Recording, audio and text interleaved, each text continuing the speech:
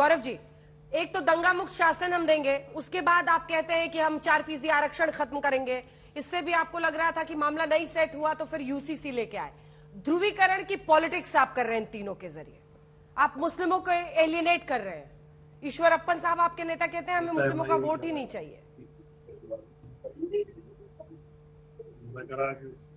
अंजना जी, मैं तो आरोप लगाता हूं कांग्रेस पार्टी पर और जेडीएस पर, कौन तुष्टीकरण की राजनीति कर रहा है और कौन संविधान की जो मूल भावना है उसकी बात कर रहा है, ये आज तक पे आज तय हो जाना चाहिए।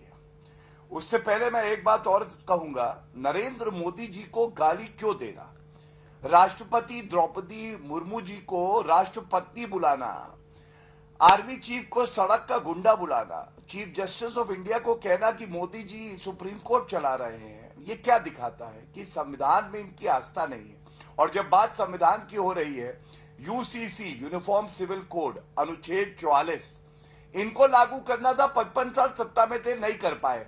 आपने मुझसे गुजरात के बारे में पूछा, गुजरात में भी कमेटी बनी है और जिसकी रिकमेंडेशन पे कार्रवाई होगी। इसी तरह से भाजपा जहां जहां शासन में है वहां पे हम संविधान की जो मूल भावना है उसको आगे बढ़ा रहे हैं। आपने रिजर्वेशन की बात करी, अरे मैं तो कहूंगा कांग्रेस पार्टी और जेडीएस को कि इतनी नफरत लिंगायतों से और वोकलिगा से क्यों है?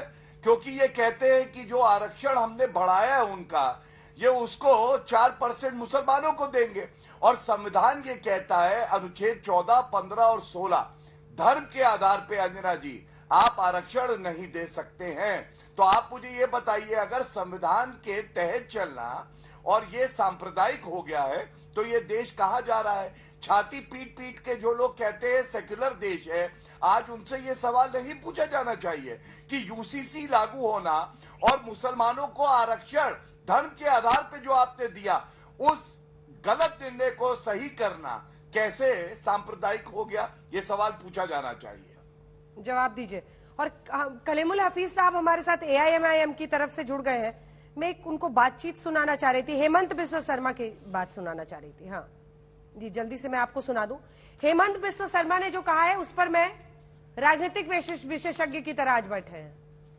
लगता है एआईएमआईएम में जो आपकी सेटिंग थी वो खत्म हो गई है। चलिए कोई बात नहीं। हेमंत बिस्वा शर्मा ने जो कहा, इसके बाद संदीप शास्त्री जी मैं फौरन आपके पास आऊंगी। हेमंत बिस्वा शर्मा ने कहा, सेटिंग से प्रवक्ता भी बनते हैं क्या? लगता है ऐसा ही है क्योंकि अचानक से इनका पत्ता कट गया है।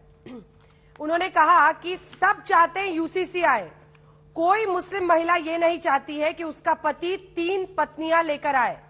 आप किसी भी मुस्लिम महिला से पूछिए, यूसीसी इशू नहीं है, ये सबके लिए है और सब चाहते हैं ये हो। जैसे हमने इंसाफ लाया, ट्रिपल तलाक को खत्म किया, उसी तरह से हम यूनिफॉर्म सिविल कोड यानी समान नागरिक संहिता लाएंगे।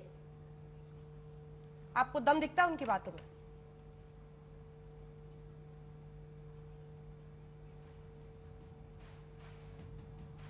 कलीमुल साहब आवाज नहीं आ रही क्या?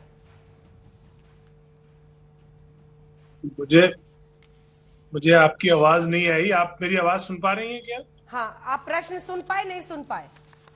आप मेरी आवाज सुन रही हैं? हाँ मैं सुन रही हूँ, बोलिए। मैं तो थोड़ी देर में आपके पास लौट रही हूँ। संदीप शास्त्री जी, बीच में आपका लाइव कट गया था, टेक्निकल कुछ फॉल्ट आ गया था। क्या ध्रुवीकरण करने में बीजेपी कामयाब होगी जिन इश्यूज को वो उठा रहे हैं? अगर अमित शाह जी वहां पर जाकर कहते हैं कि कांग्रेस आई तो दंगाग्रस्त हो जाएगा कर्नाटक, अगर वो 4% आरक्षण को खत्म करने की बात करते हैं जिस पर अभी सुप्रीम कोर्ट पे मामला ने स्टे लगा रखा है 10 मई तक, 9 मई तक, और तीसरी बात अब वो यूसीसी ला रहे हैं, क्या इसका असर होगा?